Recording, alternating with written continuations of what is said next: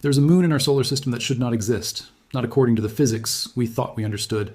A world smaller than our own, sitting nearly 600 million kilometers from the sun, cold enough that it should be a dead, frozen rock, and yet it burns hotter than almost anything else orbiting a planet in this entire system. Hundreds of active volcanoes. This is the story of what NASA has actually found at Jupiter.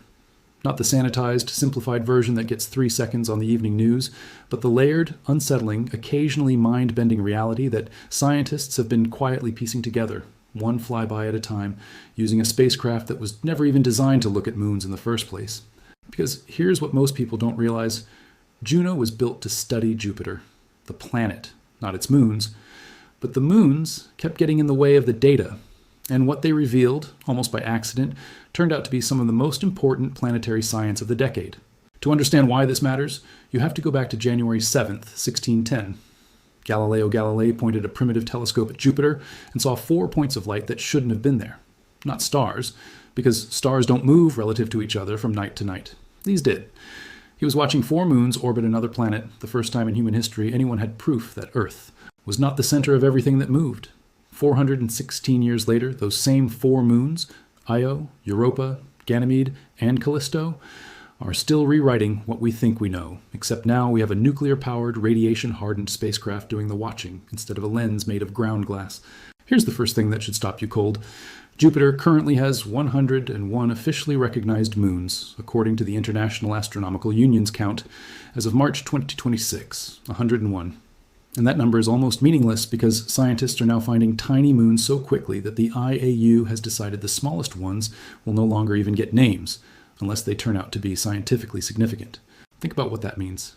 We are discovering new worlds around Jupiter faster than we can name them, but out of all of those 100-plus moons, 4 completely dominate the story because they are large enough to have their own geology, their own weather, their own internal heat, and in at least one case, quite possibly their own chance at hosting something alive. Let's start with the one that should not be volcanic at all, Io. This moon is roughly the size of our own moon, sitting far from the sun, orbiting a gas giant that itself receives only about 4% of the sunlight Earth gets. By every rule of basic thermodynamics, Io should be a frozen, inert ball of rock. Instead, it is the single most volcanic body anywhere in the solar system, not on Earth. Not on Venus, nowhere. Io has something like 400 active volcanoes crammed onto its surface, more than the rest of the solar system's rocky worlds combined. And here's where it gets worse. The reason isn't radioactive decay, like it is for most other bodies. It's something almost violent in its mechanics. Jupiter's gravity, combined with the gravitational tug of the neighboring moons Europa and Ganymede, physically squeezes and flexes Io's interior over and over again with every single orbit. That flexing generates friction. That friction generates heat.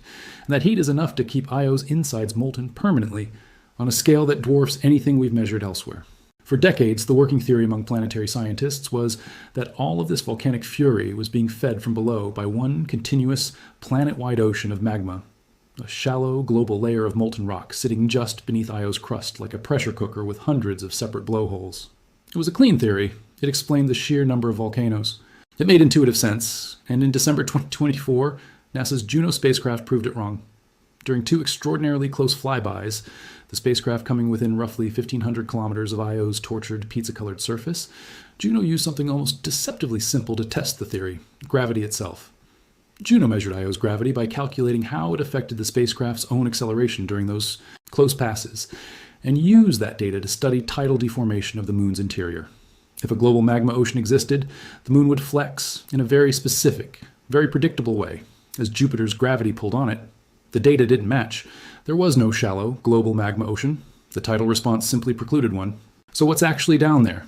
This is where the story stops being a correction and becomes something stranger. Instead of one connected reservoir, scientists now believe each of Io's hundreds of volcanoes is fed by its own separate chamber of roiling, superheated magma, a honeycomb of isolated furnaces rather than one shared inferno.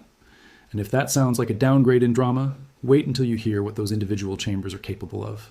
On December 27th, 2024, Juno's infrared instrument caught an event so intense it actually saturated the detector, meaning the eruption was putting out more heat than the camera was built to register. Scientists estimate it emitted energy 6 times greater than all the world's power plants combined, and later analysis suggested it wasn't one eruption, but several closely spaced hotspots firing in near-perfect synchrony. hinting at a hidden network of interconnected magma pockets no one had mapped before. The total energy released has been estimated at somewhere between 140 and 260 terawatts, a number so large it's genuinely difficult to translate into anything human-scaled. And this eruption didn't flare and die quickly, the way you'd expect from something that violent. Juno observed it still ongoing as recently as March 2025, months after it began. This is not chaos. This is a moon behaving like a machine, a gravitational engine built by physics that has been running continuously for billions of years, and we are only now getting close enough to actually watch it work. And the implications reach far beyond Io itself. If tidal squeezing can produce this much sustained heat without needing a global magma ocean, that changes how scientists model every other tidally heated world we know about, including icy moons like Enceladus at Saturn, and even distant exoplanets will never fly a spacecraft to. Read that again. A discovery about one volcanic moon at Jupiter is quietly rewriting the physics textbook for worlds we haven't even directly observed yet. Now step outward, past the fire, into the ice. Europa is where the story stops being about spectacle and starts being about something far heavier. The possibility that we are not alone. Europa is almost exactly the size of Earth's moon, and from a distance it looks deceptively calm. A smooth, cracked shell of ice, laced with reddish-brown streaks running across its surface like scars. But beneath that shell, according to evidence first gathered by NASA's Galileo mission back in the 1990s, and reinforced by every mission since, lies something extraordinary. A global ocean of liquid water, sitting under the ice, kept in a liquid state by the exact same tidal flexing that turns Io into a furnace. An ocean, on a moon, in the outer solar system hidden from starlight, has now become one of the most serious candidates in our search for life beyond Earth. Not because scientists have found anything alive there, they haven't, but because Europa checks a disturbing number of the boxes life requires. Liquid water, a source of internal energy, and, very likely, the right chemical ingredients. Here's what most people are not seeing about why this matters so much. Life doesn't need sunlight. We know this because life exists around hydrothermal vents on the floor of Earth's own oceans, in complete darkness, fed by chemical energy instead of light. If that same principle holds true elsewhere, Europa's buried ocean is exactly the kind of environment where it could happen again. And this time, on a completely different world. This is where the story escalates from theory to hardware.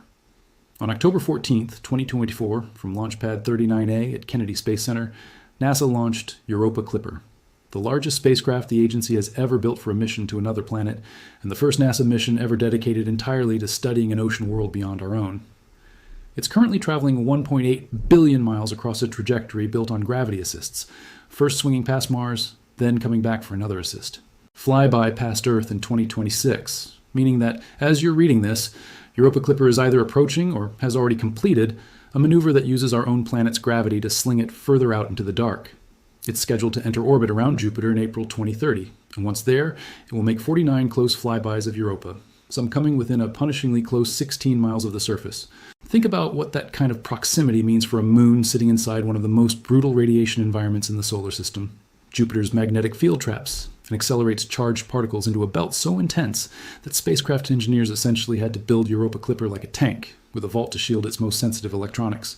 And this is where everything changes about what searching for life actually looks like in practice. Europa Clipper is not going to land. It's not going to drill through miles of ice. Its job is to determine whether Europa currently has the conditions that could support life, not to find life itself. It carries 9 separate science instruments plus a gravity experiment, including ice-penetrating radar built to see straight through the frozen shell, high-resolution cameras, and a thermal. Instruments specifically designed to hunt for warm patches in the ice that might mark recent water eruptions breaking through from below. If Europa is venting material from its ocean out into space, the way some scientists suspect, based on plume-like activity spotted by Hubble years ago, then Europa Clipper could, in theory, fly directly through that vented material and sample the chemistry of an alien ocean without ever touching the surface. Let that sit for a second. We may be able to taste an ocean we've never seen from a spacecraft flying through space, thousands of miles above it. But Europa Clipper isn't working alone, and this is the detail that gets buried under all the excitement about the new mission. Juno had already been quietly gathering intelligence on Europa for years before Clipper ever launched. On September 29th, 2022, Juno flew past Europa at a distance of about 219 miles. Delivering the first close-up imagery of this ocean world in over 2 decades since the Galileo mission ended in the early 2000s. It captured detailed surface features in a region called NWN Regio, revealing tall, shadow-casting terrain blocks and a strange oblong pit that scientists suspect might be a heavily degraded impact crater. Evidence that Europa's icy shell is being actively reworked over time, not sitting frozen and static.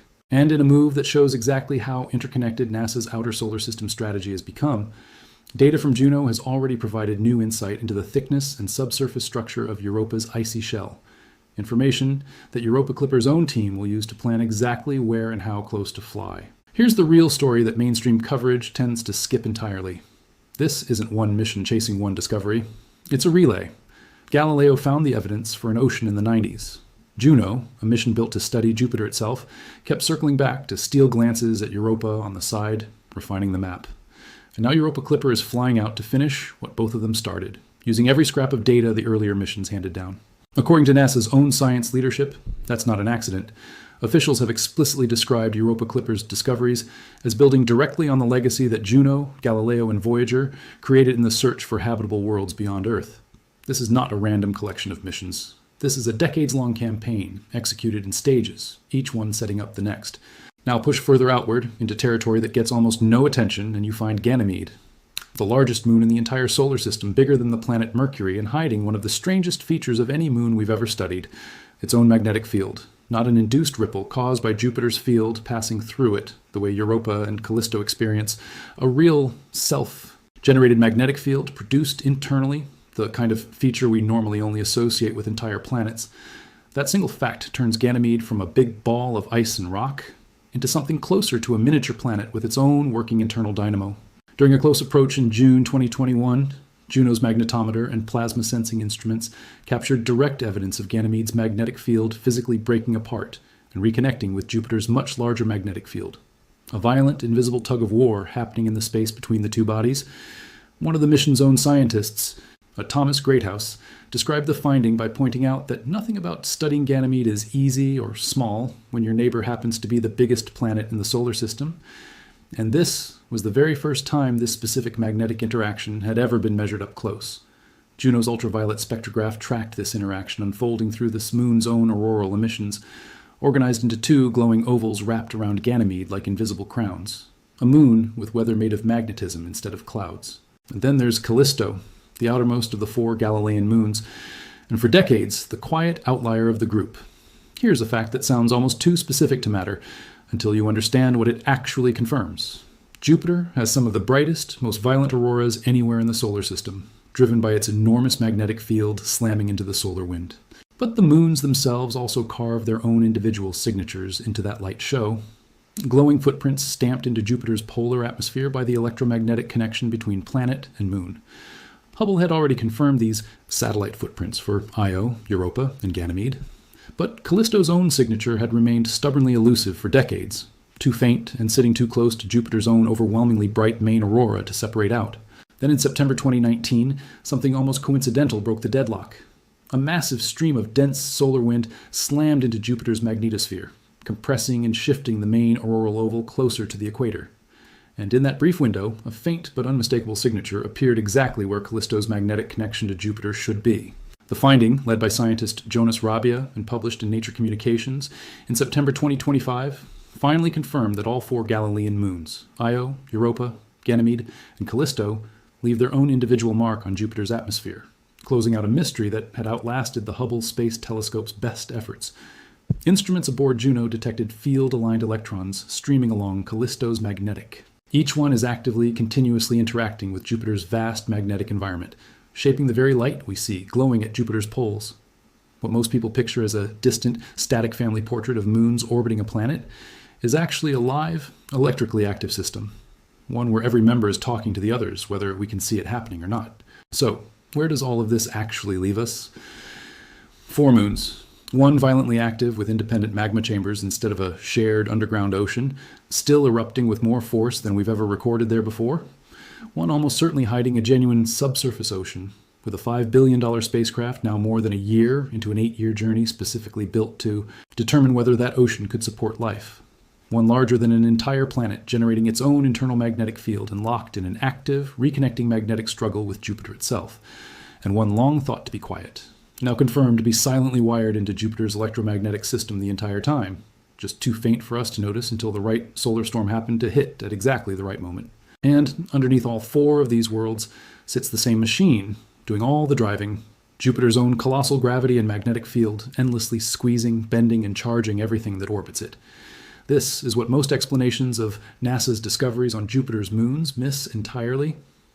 The sense that these are not 4 separate stories. They're one story, told across 4 different worlds, about what happens when you put a family of moons that close to the largest planet in the solar system and just wait to see what the physics does to them over billions of years. What comes next is where the uncertainty gets almost uncomfortable. Europa Clipper won't reach Jupiter until 2030, and its very first close flybys of Europa aren't scheduled to begin until 2031, which means the mission's biggest questions, the ones that actually matter, the ones about whether the conditions for life exist beneath that ice, remain completely unanswered for years yet. Juno, meanwhile, is operating deep inside the most punishing radiation environment of any spacecraft currently flying. On an extended mission that keeps pushing further into territory its own engineers once considered borderline reckless, and no one can say with certainty how many more of these harrowing flybys it has left in it before the radiation finally wins. And somewhere out past all 4 of these worlds, in the gap between what we've confirmed and what we still don't know, sits a genuinely uncomfortable question. If Io's interior turned out to be nothing like what 50 years of scientific consensus assumed, and if Callisto was quietly wired into Jupiter's magnetic system the whole time without anyone noticing, and what else among those 101 confirmed moons are we still getting wrong? What is sitting out there right now, unnamed, unmapped, waiting for the next spacecraft, the next flyby, the next accidental solar storm to reveal it? Jupiter has been watched by human eyes for over 4 centuries, and it is still, right now, in 2026, actively rewriting what we thought we understood about it. The next reveal is already out there. We just haven't flown close enough yet to see it.